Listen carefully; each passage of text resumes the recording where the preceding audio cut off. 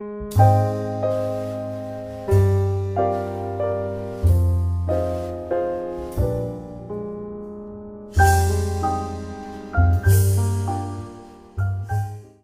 tema central de todo este ciclo de conferencias también responde, como el propio foro, a una idea de don Anselmo. Reunidos aquí, lo dije en la presentación cuando habló él inaugurando el ciclo, reunidos aquí en el Valle antes de verano, nos dio la idea, nos dio la pauta de lo que quería él que fuera este ciclo de conferencias. Y desde luego el ciclo por eso es Europa, raíces, identidad y misión.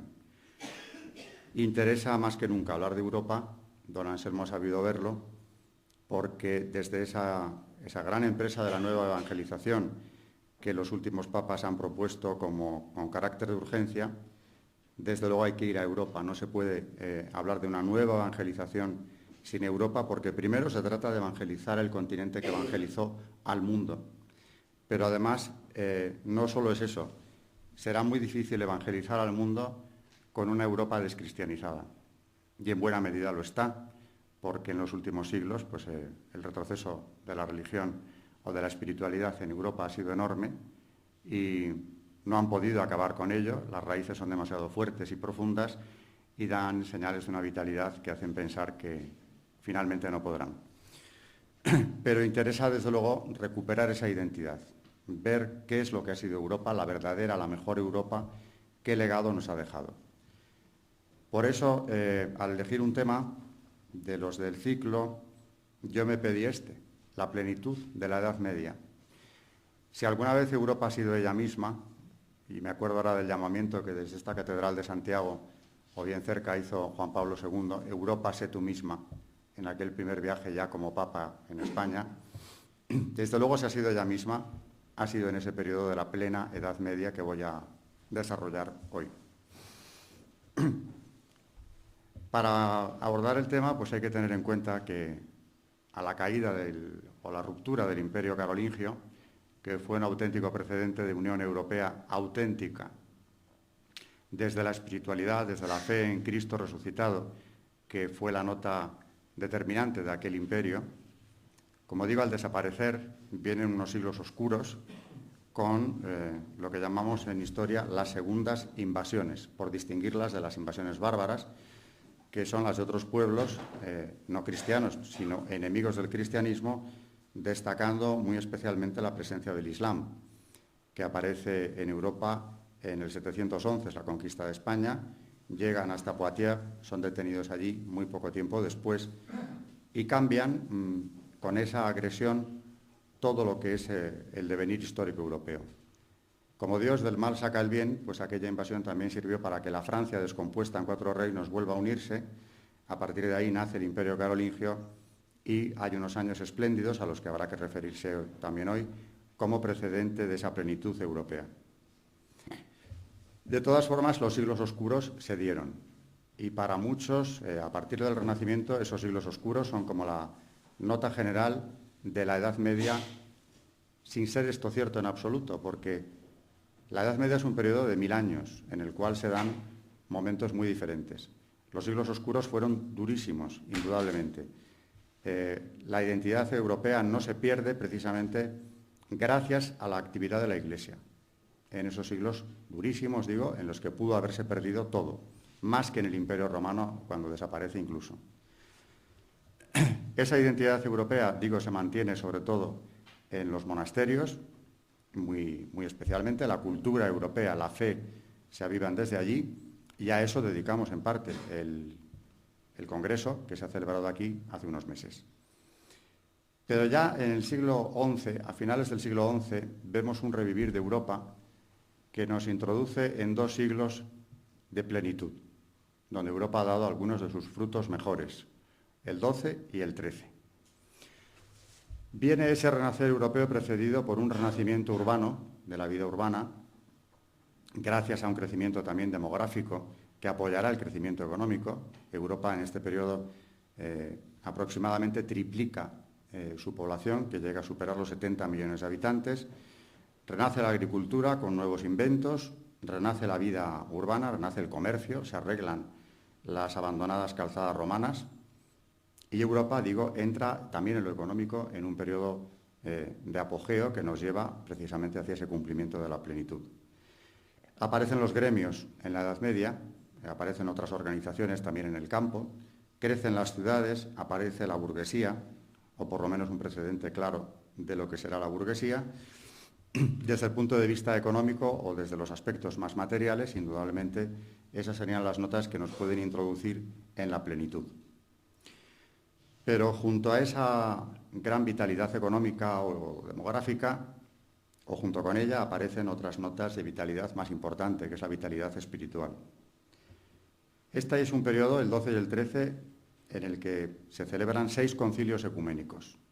Me referiré después a alguno de ellos. Nacen las universidades, un fenómeno sin precedentes en la historia de las civilizaciones. Se fundan grandes órdenes religiosas, que vienen del monacato, alguna de ellas, y otras son las nuevas órdenes de los mendicantes. Y se acomete la gran empresa común europea que fueron las cruzadas.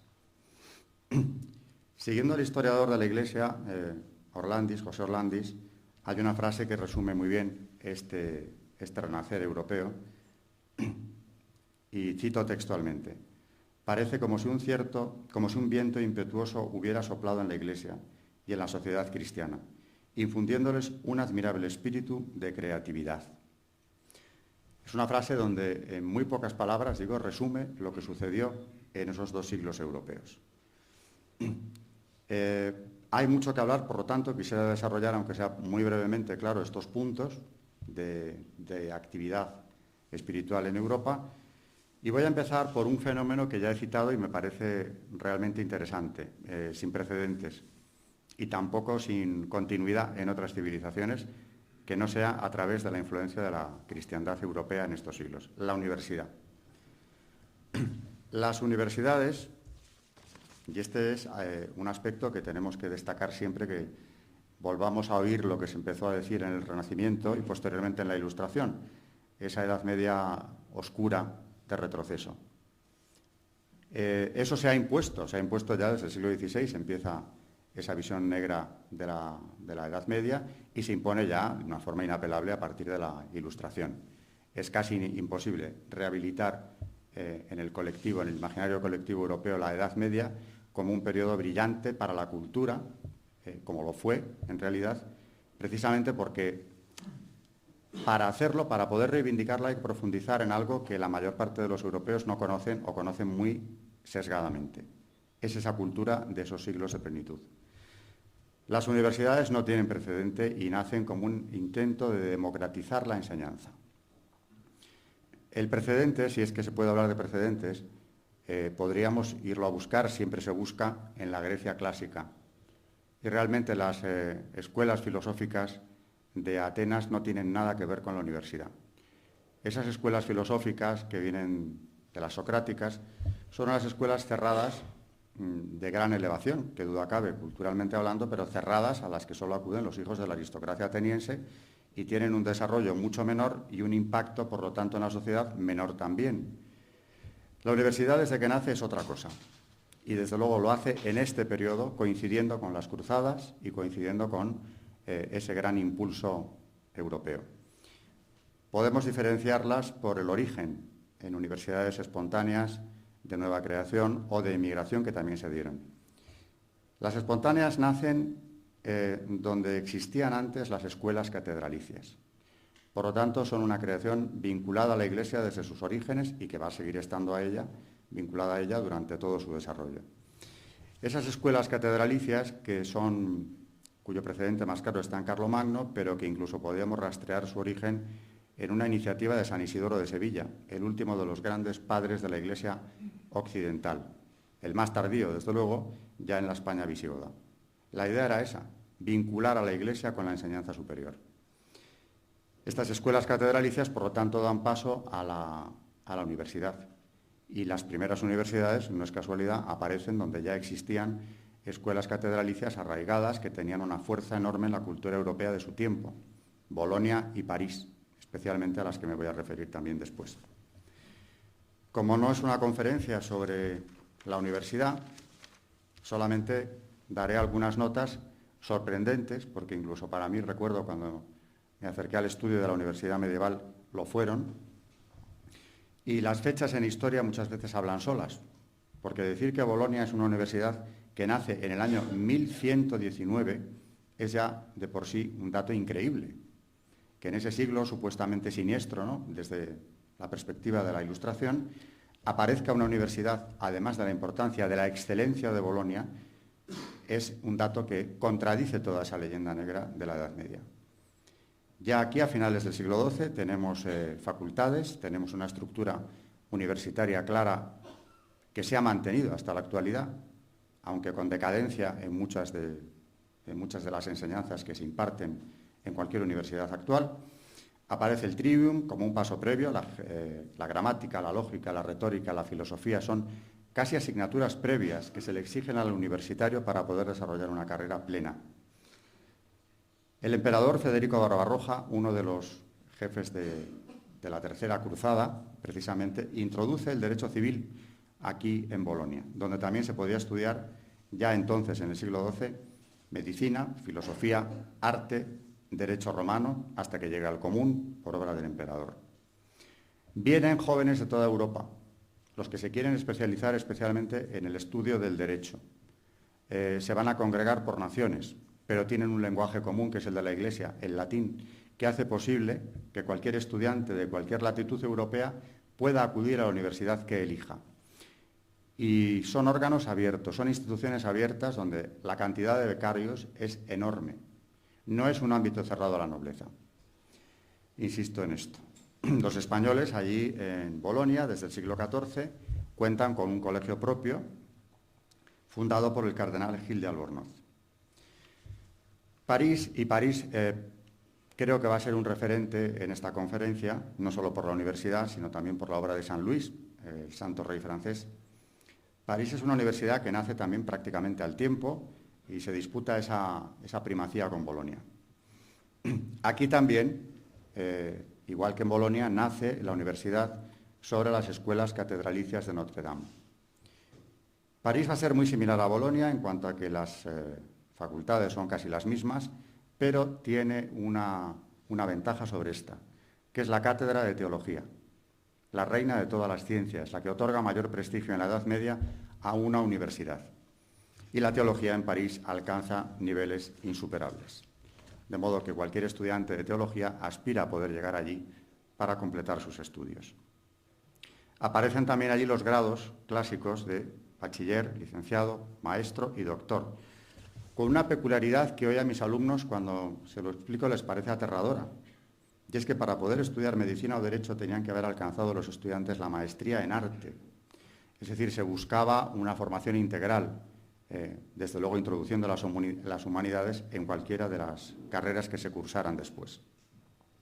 Algo que de manera muy intencionada se ha excluido en los últimos años de los planes educativos, porque precisamente las humanidades tienen ese aliciente, la formación del criterio, la amplitud de miras en el estudiante, que es lo que se trata de eliminar en buena medida hoy. Oxford nace en 1162 y también sobre la base de una escuela catedralicia, pero se nutre de buena parte de estudiantes de París que abandonan la ciudad por la carestía de la vida y de los libros. Y de Oxford se segrega Cambridge, que es una universidad de emigración, por lo tanto, nacida en 1209. Luego trataré de hacer o cotejar fechas en cuanto al nacimiento de las universidades y lo que está ocurriendo en el resto de Europa. Oxford y Cambridge, las inglesas, van a ser la cumbre de las matemáticas y la química, porque tienen especialidades las universidades en la Edad Media. Palencia nace a finales del siglo XII, primera universidad española, y es de nueva creación, porque esta se debe a la iniciativa de un rey cruzado español, Alfonso VIII, el de las Navas, el que en 1212 lleva ya la reconquista más allá de Despeñaperros. Cuenta con el auxilio, eso sí, naturalmente de la Iglesia, concretamente en la persona del obispo Tello de Meneses, que es fundamental en la instauración de esta primera universidad española, que será trasladada a Salamanca, es el origen de Salamanca, ya por obra de otro rey cruzado, que viene del anterior, que es Alfonso IX, rey de León y padre de San Fernando. Alfonso IX, cuando funda Salamanca, recurre a profesores de Italia y Francia, La universalidad de la universidad europea con esto queda constatada. Los profesores que imparten sus enseñanzas en cada una de estas universidades tienen orígenes muy diversos. Les lleva a la cátedra la excelencia en la materia concreta que se quiera impartir o que se quiera primar en cada una de estas universidades. El caso es que para finales del siglo XIII la estructura universitaria ya está fijada. En todas las universidades europeas existe la figura del canciller o rector, los decanos al frente de cada una de las universidades, el claustro universitario, que es la asamblea de profesores y alumnos, existe incluso el cuerpo de bedeles con atributos muy similares a los actuales, y el fuero universitario, que precisamente nace en Oxford y que representa la jurisdicción del rector. Los delitos cometidos dentro de la universidad o incluso in itinere por universitarios o proveedores, incluso, son juzgados por el rector, lo que le da naturalmente a la universidad una autonomía definitiva y respalda esta institución de una forma absoluta. Dentro de la universidad, sin ella no hubiera sido posible o no hubiera alcanzado nunca la plenitud que alcanzó, aparece la escolástica, que tiene precedentes fuera de ella, por supuesto, y que va a ser un modo de enseñar muy peculiar de la universidad medieval, que se va a prolongar durante siglos, hasta que sea desechada a partir de la Ilustración y revalorizada por un papa tan innovador en muchos aspectos como fue León XIII en el siglo XIX, que recupera a Santo Tomás, porque le considera y le proclama el más alto de todos los doctores de la Iglesia. La escolástica, que es la ciencia de la escuela, pues podríamos distinguir en ella, desde luego, como tres ramas. Una, la inicial, el precedente de todas las escolásticas, sería la benedictina, con San Anselmo, cuyo nombre tomó en su día el padre Abad, si no me equivoco, precisamente honrando su figura. Y después tenemos una escolástica catedralicia con Pedro Lombardo y una universitaria con dos figuras clave. La más importante, la que adquiere mayor desarrollo, es Santo Tomás, con los dominicos, orden que nace también entonces, y San Buenaventura, franciscano, que representa una rama distinta de la escolástica, de clara raíz platónico-agustiniana, mientras que Santo Tomás va a ser el creador, prácticamente con San Alberto, su maestro, de un aristotelismo cristiano que impregna toda la cultura católica a partir de ese siglo XIII. Dicho esto, sobre lo que significa la universidad, vamos a ver rápidamente, también tiene que ser todo rápido, otros puntos de esa vitalidad. Pero he elegido como título el de La Europa de las catedrales, porque si algo llama la atención, incluso a quien no conozca este periodo, es lo que ha quedado de él, lo más visible en el patrimonio artístico europeo. Quizá lo más importante, el legado más importante de los siglos, es ese conjunto de las catedrales románicas y góticas de este periodo. Por eso, y gracias a Daniel Medina del Foro, que se ha ocupado de elegir las imágenes, tenemos aquí estas, sin las que sería una conferencia incompleta, porque esta conferencia pretende tener también un componente visual, tiene que tenerlo, porque estamos hablando de catedrales y realizaciones artísticas medievales. Al principio hemos elegido Santiago, que no es gótica, no pertenece a ese conjunto de las deslumbrantes catedrales góticas del periodo, sino que va por delante en el tiempo, es románica, pero igualmente deslumbrante. Y a Santiago me he referido ya como lugar de ese llamamiento de Juan Pablo II, de San Juan Pablo II, que llamaba a Europa a ser ella misma en los inicios de su pontificado.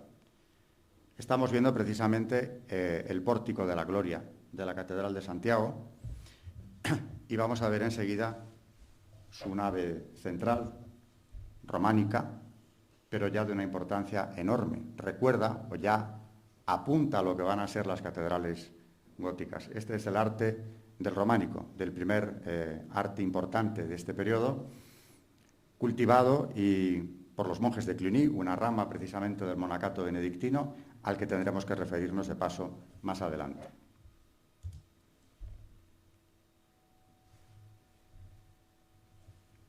Otra imagen de Santiago.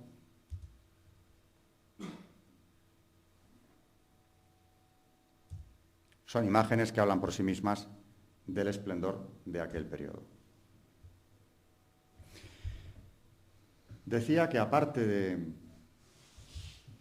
de las universidades, tenemos que hablar de los concilios, porque este es un periodo de concilios. Comentaba antes que se celebran 6 concilios ecuménicos entre los siglos XII y XIII, 4 en Roma, 2 en Lyon, destacando como la gran asamblea de la cristiandad medieval el cuarto concilio de Letrán, al que asisten 404 obispos y un número superior de abades y capitulares, junto con representantes de los príncipes cristianos, concretamente los reyes de Aragón, Francia, Inglaterra y Hungría, que mandan delegados al concilio. 1000 padres conciliares reunidos en Roma para condenar la herejía albigense, tratar de la doctrina de la transustanciación y sentar las normas definitivas sobre los sacramentos del bautismo, la penitencia, la Eucaristía. Un concilio convocado por un papa de enorme trascendencia, como es Inocencio III, que, por cierto, es un personaje que ha sido posible porque pudo estudiar y lo hizo en las universidades de Bolonia, Derecho y antes Teología en París. Es además, para que se vea que todo va unido, quien patrocina, quien impulsa la Cuarta Cruzada.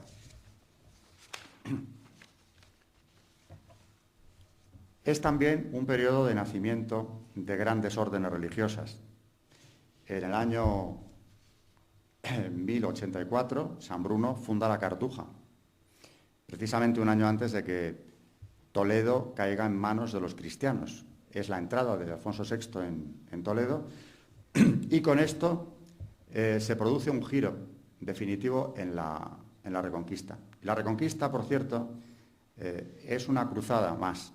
Los papas que privilegiaron a los caballeros cruzados privilegian también a los que en España llevan a cabo esa recuperación del territorio, a todos esos reinos cristianos que colaboran en acabar ese proceso, y a los caballeros, generalmente españoles, pero también a veces de fuera, que acuden a esta gran cruzada, la mayor, la más duradera y la que finalmente tuvo mayor éxito, porque culminó con la reconquista integral ya en el siglo XV, con la caída del Reino de Granada por obra de los Reyes Católicos. Así que se funda una gran orden. Al año, Toledo vuelve a ser cristiana, la sede metropolitana de España, la sede del primado, con los reyes godos, vuelve a ser ahora un territorio cristiano por obra de Castilla. La gran orden que aparece en el siglo XII es el Cister. Se ocuparon, mejor dicho, quienes lo hicieron en el Congreso Benedictino de él, una nueva rama del tronco benedictino que, mientras Cluny conserva ese esplendor románico, apunta ya a un arte nuevo que nos lleva hacia el gótico. Destaca especialmente como uno de los europeos más importantes de este periodo San Bernardo de Claraval, abad de esta abadía, que cuando profesa, el Cister cuenta con unas 12 abadías en total y cuando él muere son ya 343 los monasterios cistercienses dispersados por Europa, mientras que la comunidad de Claraval contaba con 700 monjas. Fenómeno de una fuerza, por lo tanto, arrolladora la del Cister entonces. Pero aparecen también los frailes. Frente al siglo XII, que es el del monacato aún, aparecen en esas nuevas ciudades renacidas y que crecen dos órdenes, los mendicantes, en principio, los de Santo Domingo de Guzmán, los dominicos, y los franciscanos o frailes menores, fundados por San Francisco de Asís. Son diferentes, crean sus conventos en las ciudades que van creciendo, no en la soledad de los campos, y tienen misiones distintas. Concretamente, los dominicos desde el principio, desde Santo Domingo en adelante, le conceden una especial importancia a los estudios teológicos y universitarios. Aquí hago un apunte más de París. La Universidad de París, que llega a llamarse, por cierto, de la Sorbona, por un capellán de San Luis, Roberto Sorbón, que funda allí un colegio o pensionado para profesores y alumnos pobres que quieran estudiar teología allí en París.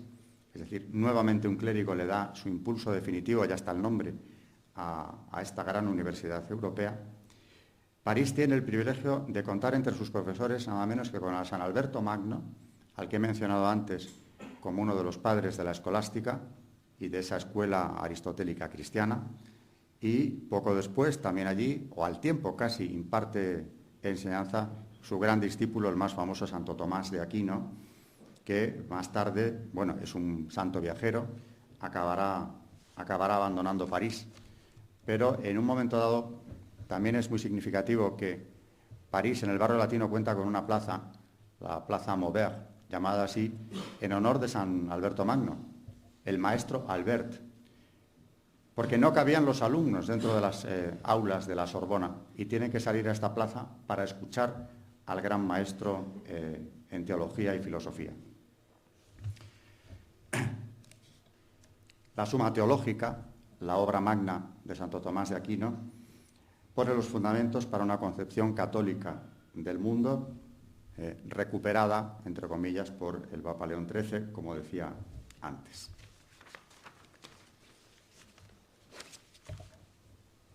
También es la época de la recopilación, la época de las ciencias sagradas, y el derecho canónico se va a recopilar por orden del Papa Gregorio IX, y en las decretales de San Raimundo de Peñafort se acumula o se ordena todo ese acervo legislativo de los papas durante los siglos anteriores.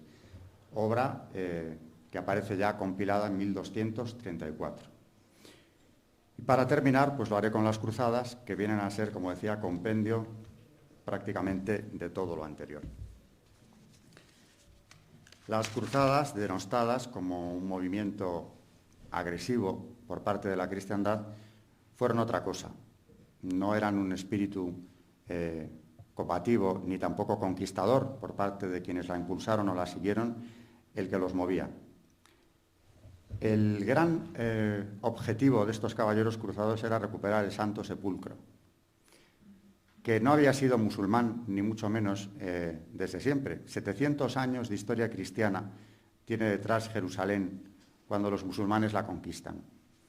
Y con la conquista musulmana se pierde un territorio para la cristiandad que naturalmente era clave en esa historia, en esa trayectoria cristiana, con el Santo Sepulcro nada menos, y con todo ese conjunto de reliquias y también de lugares sagrados en los que se desarrolla la predicación de Cristo y su vida en la tierra. De manera que durante los siglos oscuros, si Europa no es capaz de volver a recuperar el Santo Sepulcro, ahora, mientras en España avanza la Reconquista, la llegada al Tajo que hemos visto con la conquista de Alfonso VI en Toledo, sitúa también al resto de la cristiandad al tiempo. No es que lo de España tenga que ver con ello, aunque se produce en paralelo, porque España es parte de Europa, evidentemente, y raíz en muchos aspectos de la Reconquista.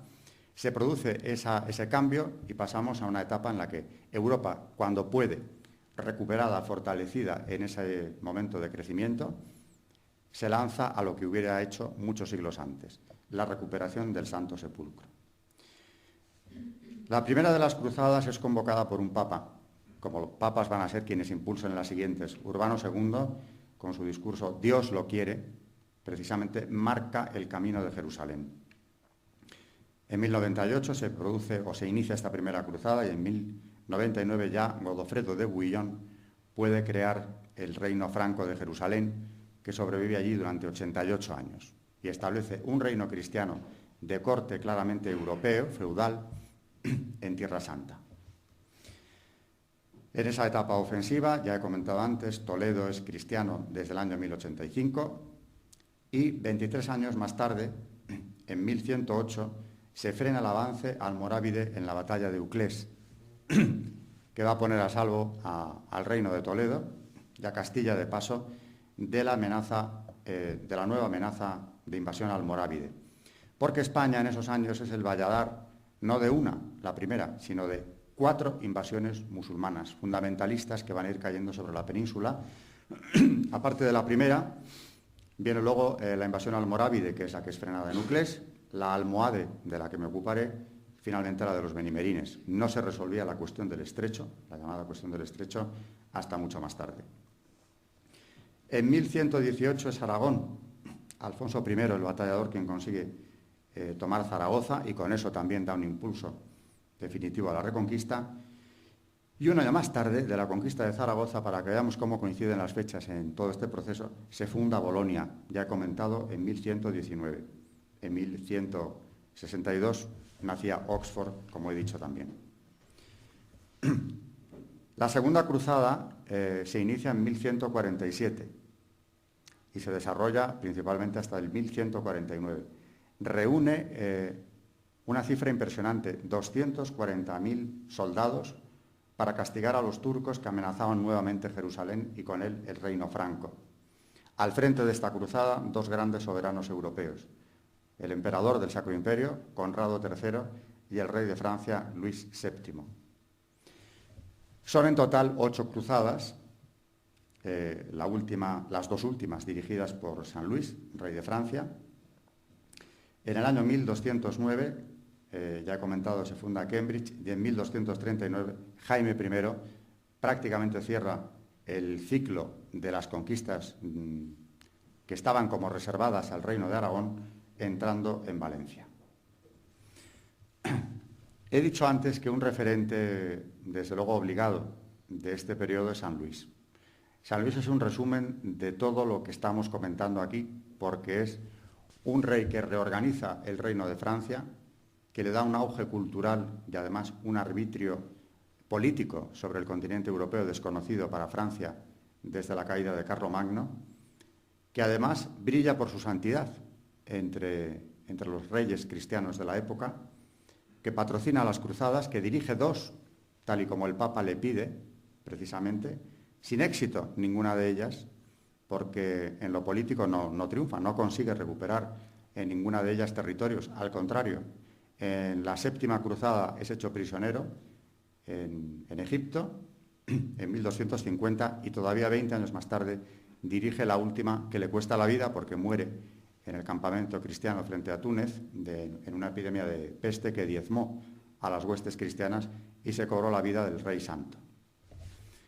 Pero San Luis deja un legado detrás enorme, y además tiene mucho que ver con la Reconquista también, puesto que es nieto de reyes reconquistadores, es hijo de Doña Blanca de Castilla, y primo hermano de ese gran rey de la Reconquista, San Fernando, Fernando III el Santo de Castilla y de León, con el que se reunifican ya definitivamente los dos grandes reinos castellano-leoneses, y que en 1248, como decía antes, entrando en Sevilla y en Córdoba, por supuesto antes, ha terminado él, y esto vendrá a ser completado por su hijo, un gran rey sabio, Alfonso X, completa en esta dinastía la ocupación del Guadalquivir. Todo el valle del Guadalquivir es ya cristiano, se desbordan los cristianos con las órdenes militares que les acompañan, otra realización de este periodo en España, y también en Oriente, porque allí se dieron las órdenes militares de Oriente, que son el precedente de las españolas.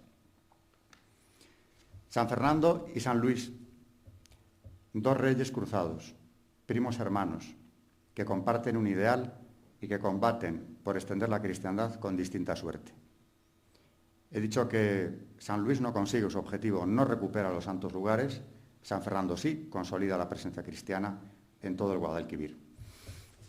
Pero ambos han dejado también un legado cultural impresionante. San Fernando, aparte de ese esfuerzo militar enorme, es también quien pone la primera piedra de la Catedral de Burgos y unos años más tarde la primera de la Catedral de Toledo. Dos de las joyas más importantes del patrimonio español se originan con él. Lo que no es nada nuevo, porque fue su abuelo Alfonso VIII quien construye en estilo cisterciense una de las joyas más importantes del cisterciense en España, el monasterio de las Huelgas, panteón real que será a partir de ahí. Y que nos da la pauta, porque el hecho de que estos dos primos, hijos de hermanas de dos infantas castellanas, llegaran a la santidad y acometieran empresas muy parecidas, nos da la pauta de cuál era el ambiente que se vivía en Castilla en aquel tiempo, en la propia Francia, y no digamos en la familia real castellana y en la de Francia igualmente. Si San Fernando pone las primeras piedras de estas dos grandes catedrales castellanas, San Luis es el autor de una de las joyas del gótico, considerada por algunas la joya más elevada, la Santa Capilla de París. No es una catedral, no tiene las dimensiones ni la espectacularidad de las grandes catedrales góticas del siglo XIII o de finales del XII, pero en cambio es una verdadera joya, es un relicario que construye San Luis precisamente para albergar la más importante de las reliquias que en Occidente se veneraron a partir de él, que es quien consigue traerla, la corona de espinas. Enviada por el emperador del Imperio Latino, bizantino, Balduino II. San Luis sale a recibir esta reliquia, así como otras que vienen de Bizancio también en la misma expedición. El hierro de la lanza de Longinos, una parte grande del lignum crucis que también van a ser albergadas en este relicario. San Luis sale a esperarlas al camino, entra descalzo en París detrás de estas reliquias importantísimas que son depositadas en su capilla de San Nicolás. Pero inmediatamente, encontrando que esta no es digna de albergarlas, se inicia la construcción de la Santa Capilla, que va a ser la del Palacio Real de París, que se concluye en un tiempo récord. En 6-7 años la Santa Capilla está terminada. Y consigue unos objetivos que han sido los del gótico en cualquiera de sus construcciones, hasta niveles insuperables. Luminosidad, ligereza y elevación. En pocos edificios, si es que hay algún otro, se dan en unas dimensiones tan deslumbrantes como en esta Santa Capilla. Relicario de las reliquias más valiosas de la cristiandad occidental, si no contamos las de Roma, claro.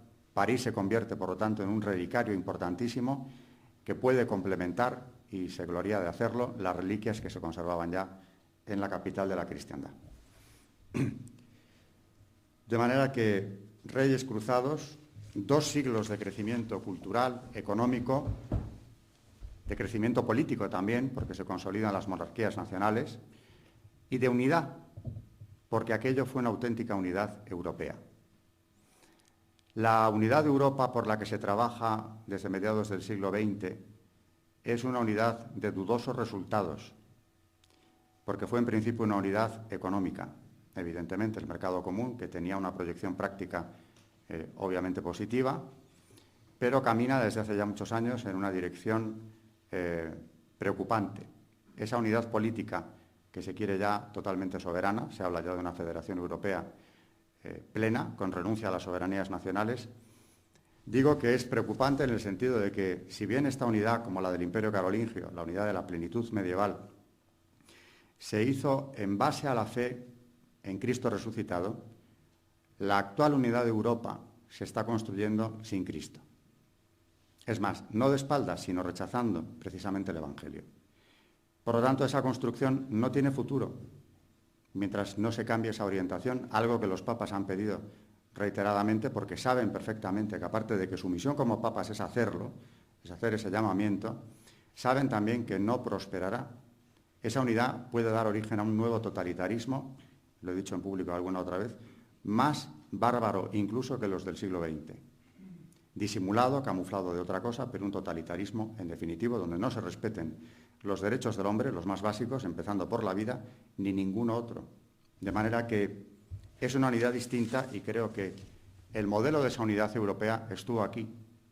Y no hay más que ver sus logros evidentes en economía, en urbanismo, en política, en crecimiento en todos los órdenes y, desde luego, en cultura.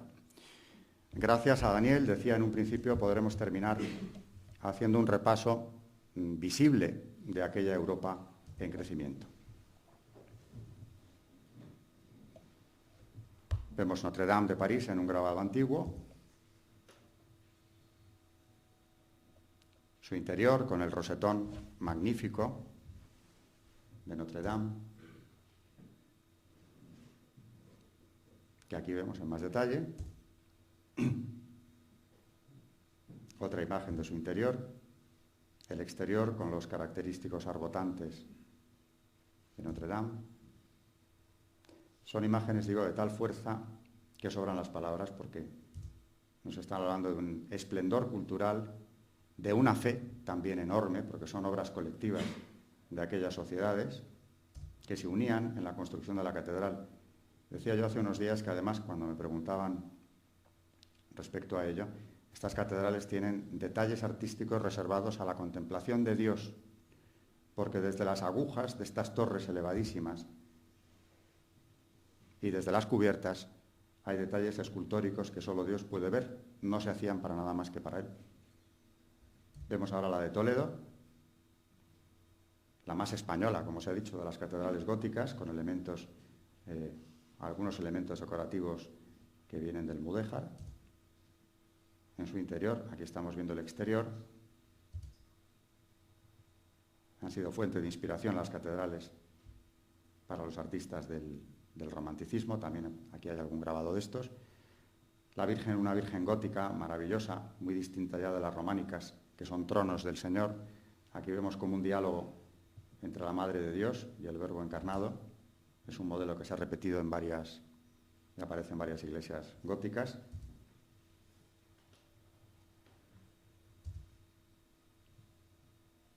Vemos el interior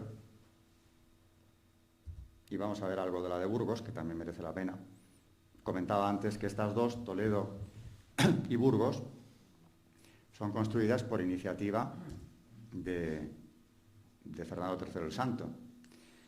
Pero ya su abuelo Alfonso VI, el rey que tomó Toledo y que tuvo como vasallo más destacado al Cid Campeador, había regalado sus palacios de Burgos, precisamente, que fueron demolidos, o se utilizó de ellos lo que se pudo para construir un primer templo mucho mayor que lo que había en esos palacios, que son la base de la actual Catedral de Burgos.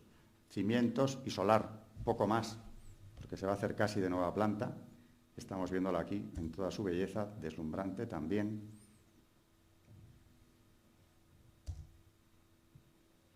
Las agujas y esas también en el cimborrio de esta catedral, todos esos detalles escultóricos que, como digo, se reservaban a la contemplación divina. Son homenajes a Dios. Esta es la capilla del Condestable, que nos habla también de una peculiaridad de estas catedrales góticas, y en concreto en esta de Burgos.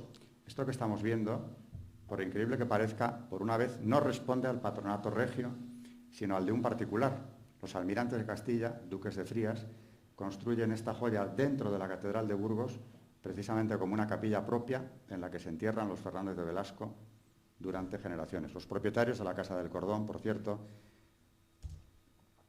que también está muy vinculada a la historia de Castilla y de España. Algunos detalles escultóricos. Aquí se dan cita, claro, en estas catedrales la arquitectura, la escultura, como poco, más todas las artes decorativas con las que se complementaba después la construcción. Y pasamos ya, para ir acabando, a la Santa Capilla de París, que, como digo, estoy con quienes opinan, desde los historiadores del arte, me refiero, que es una cumbre del gótico, si no la más alta. Aquí se ve toda esa luminosidad de la Santa Capilla, donde es asombrosa la pericia de los constructores, porque han logrado que desaparezcan los muros, prácticamente se sostiene como en el aire, y da paso a toda esa luz, la luz que viene de Dios, no las luces de otros siglos, a base de vidrieras, donde están representadas escenas de la Biblia, tanto del Antiguo como del Nuevo Testamento, consiguiendo esa luz inolvidable de la Santa Capilla, con esos colores, sobre todo azul, rojo y amarillo ocre, que crean este interior espectacular. Esta es la capilla alta reservada a la corte de Francia desde los tiempos de San Luis, relicario más alto de toda Francia. Un exterior, el rosetón de la Santa Capilla.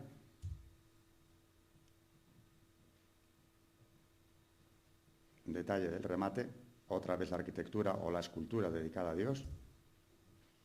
Una imagen más del interior, ese interior completamente aéreo, y hemos terminado esta visión que nos lleva también a reflexionar sobre lo que fue Europa, y hemos visto solamente algunos pequeñísimos ejemplos de todo ese acervo cultural, de todo ese patrimonio deslumbrante. Y hay otro que no es visible, que es el acervo espiritual que nos ha llegado hasta nosotros, desde luego ante todo con la fe, pero también con la cultura europea.